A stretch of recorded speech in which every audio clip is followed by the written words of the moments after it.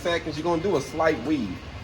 And I do like I hesitate on both sides, like a 1-2, 1-2, 1-2. You kind of want to ride up on this edge right here about an 1/8 inch. And it helps you really tie it in real good. We're just gonna knock off the top of it.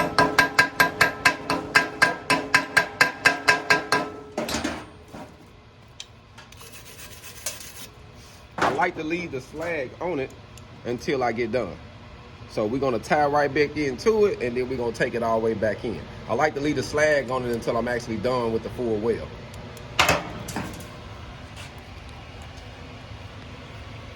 Now I'm running about 90 amps.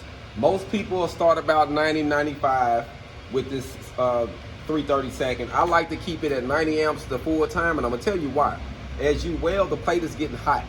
It's getting hot, so it's gonna take up the heat, kind of like if you preheat it. So if you cut up the amperage after you already started welding, you can actually make the plate hotter, and we can cause you some issues as far as probably some undercut or some fallout if you hesitate too long. So I like to keep it at a bare minimum. That way I'm in control all the time. And that's another reason why I like to use 3/32, because they don't burn as hot and I can control the arc.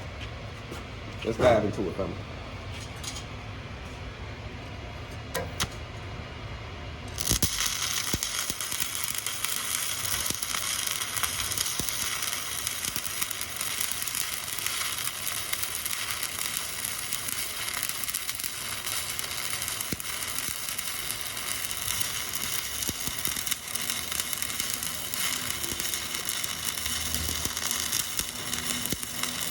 Don't be in no rush.